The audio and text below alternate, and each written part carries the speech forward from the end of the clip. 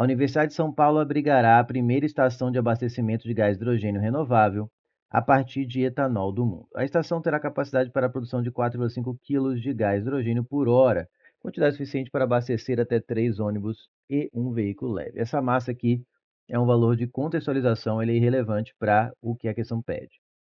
Considere o gás hidrogênio como um gás ideal e que 4,5 kg desse gás ocupa em temperatura ambiente. Considere gás ideal, então me permitiu usar a equação dos gases ideais, que eu vou colocar logo no conteúdo já. Ocupa em temperatura ambiente um volume de 100 mil litros sob pressão de 1 atm. Observe que esse 4,5 kg não é totalmente desprovido de importância. Ele está aqui para afirmar que é uma certa massa, que a massa de gás hidrogênio, o antes e o depois, será a mesma. Ó. Então, ele pode considerar um gás real e que 4,5, então ele precisou considerar uma certa massa, 4,5 kg. O valor em si, 4,5, não é relevante. O fato de que vai continuar sendo 4,5 antes e depois, sim. Tá? Isso é muito relevante, que a massa se mantém. Porque se a massa se mantém e o gás é o mesmo, não trocou o tipo de gás, é gás hidrogênio, a mesma massa, o mesmo gás, então com certeza tem o mesmo número de moléculas de hidrogênio, né? Que é o número de mols, que aparece na equação dos gases ideais, que a gente vai ver já. Para armazenar na mesma temperatura ambiente, ó, manteve a temperatura, vai ser uma transformação isotérmica. Essa quantidade de gás hidrogênio, ó, ou seja, manteve a quantidade, só para isso serve esse 4,5 para dizer que a quantidade se manteve. Em um tanque com capacidade de 20 mil litros, aí vai ter que espremer, né? Porque a temperatura ambiente, esse gás ocupa 100 mil litros, tem que confinar em 20 mil litros. O que vai acontecer? Vai aumentar a pressão, já que a temperatura vai se manter, né? Seria necessário comprimi-lo a uma pressão de... Vamos lá. O que eu preciso para essa questão é da equação dos gases ideais.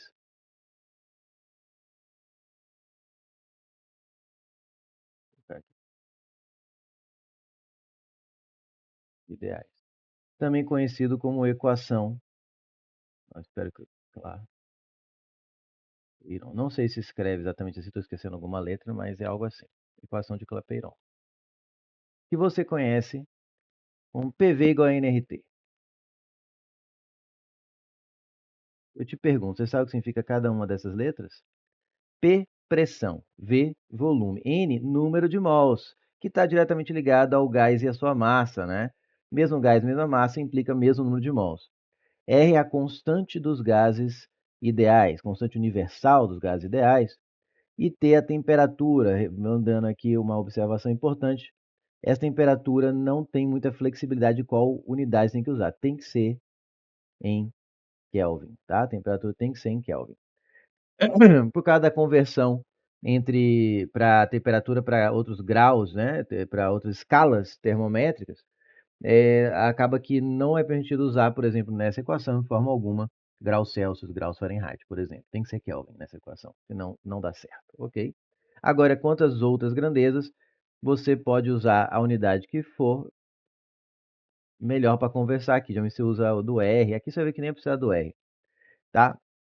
Uma coisa aqui, eu vou te ensinar, isso acho que é importante, porque senão você decora como se fosse uma fórmula universal, serve para qualquer caso, e erra, de onde vem o pivotol, o P1V1T1, igual P2V2T2, ou P1V1T1 igual PO, P0V0T0, que alguns chamam de pivotol, né? De onde vem isso? Você sabe por quê? Não é difícil de ver.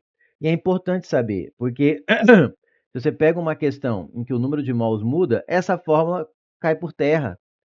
Agora, se você souber de onde ela vem, você adapta, ela vem de Clapeyron, com um certo pré-requisito. Você tem essa constante de PV sobre T é um valor constante? Quando? Em quais condições? Observe aqui, ó, vou pegar a equação de Clapeyron e vamos marcar aqui, vamos supor que o número de mols não varia, ou seja, essa equação, para essa questão, vai dar certo. O problema é você pegar essa equação e usar em todas as questões. Uma hora você tropeça e pode perder sua vaga por causa de uma questão, porque você não sabia que essa equação exige um pré-requisito que não está em 100% das questões de transformações gasosas, que é o número de mols ser constante. Vamos supor o número de mols constante, R é constante por natureza, né? É uma constante. Então, vamos fazer assim, N e R, vamos supor que eles são constantes, não variam durante a transformação. Deixa o que é constante de um lado da equação, que não é do outro. Então, o T ele vai vir dividindo, tá? Multiplicando, ele vem dividindo, igual a N vezes R. Agora, pensa comigo, se N não muda, supondo, né? Vou colocar aqui, ó, bem claro para você. Supondo N constante, para ninguém falar que eu escrevi abobrinha. Supondo N constante. Então, N não muda.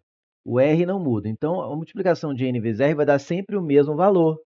Como ele é igual a PV sobre T, então PV sobre T, por mais que P varie de um estado para o outro, o volume varie de um estado para o outro, a temperatura mude de um estado para o outro, o cálculo P multiplicado por V dividido por T tem que dar sempre o valor.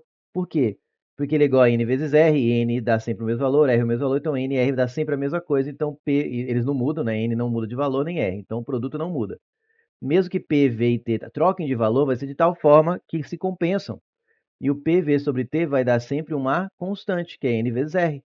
Por isso, você pode afirmar que PV1T1 é igual a P2V2T2, mas observe, você supôs que o N era constante. Quanto que não dá certo?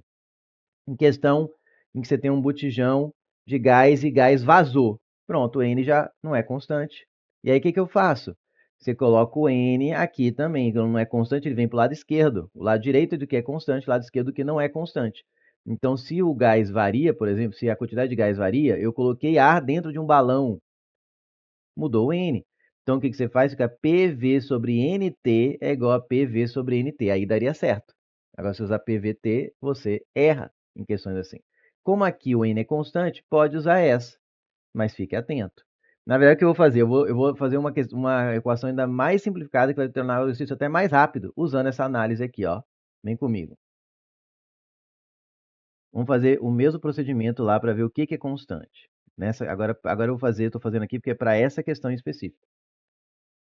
O N é constante? É, aí você vem e marca. O R é constante nessa questão? É uma constante, constante dos gases ideais.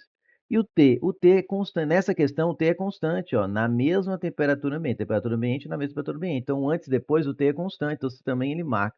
Para essa questão, você marca ele aqui. Ou seja, tudo que é constante já está do lado direito, e o que não, o que varia está no lado esquerdo. Mas como o N não varia nessa questão, nem o R nem o T, o produto N vezes R vezes T dá sempre o mesmo valor. Portanto, P vezes V, que é igual a NRT, tem que dar sempre o mesmo valor. Por mais que P e V troquem de valores, é de tal forma que um compensa o outro, e o produto P vezes V dá sempre igual. Ou seja, você vai fazendo uma análise matemática um pouquinho mais, um passinho a mais, você vai perceber que P e V são o quê? Inversamente proporcionais. Quanto menor o volume, maior a pressão numa transformação isotérmica em que a quantidade de gás não se altera. Tá? Então, aqui, ó, não vou usar PVT, vou usar uma mais simples ainda. Vou usar P1V1 igual a P2V2. Isso eu posso usar porque o número de mols é constante e a temperatura é constante nessa questão. Então, você percebeu com essa análise, você já pulou aquela etapa de ter que cortar aqui a temperatura um do outro, porque a temperatura é a mesma. Então, pense nisso. Substituindo agora os valores, para finalizar, P1, 1 atm, V1, 100 mil litros, quem me conhece sabe que eu gosto de escrever isso aqui como 10 à quinta, né? São 5 zeros, para não ficar escrevendo 5 zeros, porque na pressa, na ansiedade, um dia de prova, você escreve com pressa, esquece um zero e erra a questão por causa de um zero. Então, me escuta. É 1 vezes 10 à quinta, ou seja, eu vou colocar 10 à quinta, esse 1 aqui é do P1, que é 1 atm. Ah, pode usar atm, não precisa trocar para SI? Pode, contanto que você mantenha as mesmas unidades. Quando você tem uma igualdade em que são as mesmas grandezas que aparecem de um lado e do outro, contanto que você deixe a mesma unidade de medida de um lado e de outro, você pode fazer análise dimensional para conferir.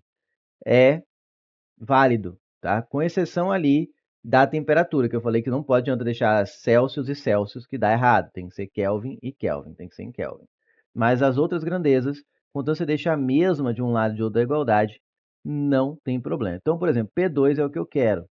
Como eu usei P1 em atmosferas, eu tenho que saber que o resultado desse P2 também vai dar em atmosferas. Se ele tivesse, mas como a resposta é em atmosferas, beleza. Se ele tivesse dado em outra unidade, teria que converter posteriormente. V2, aqui está em litros, aqui também vai ser litros, então não tem problema. que é 20.000, vou escrever como 2 vezes 10 a quarta, né? Tem 4 zeros. Pronto. Simplifica por 10 a quarta dos dois lados, aqui sobra um 10, que era 10 a quinta. E eu tenho que isolar o P2, aqui sobrou um 10, o 2 passa dividindo o 10, então fica 5. 5. A atmosfera. Para quem soubesse que eram grandezas inversamente proporcionais, o P e o V, quando a temperatura é constante, elas são inversamente proporcionais, saberia que como o volume caiu para 1/5, a pressão seria multiplicada por 5, iria de 1 para 5. Poderia fazer até de cabeça a questão, quem for mais ninja e tiver já entendido essa parte. Beleza? Então, o gabarito, 5 atm, letra A de amor.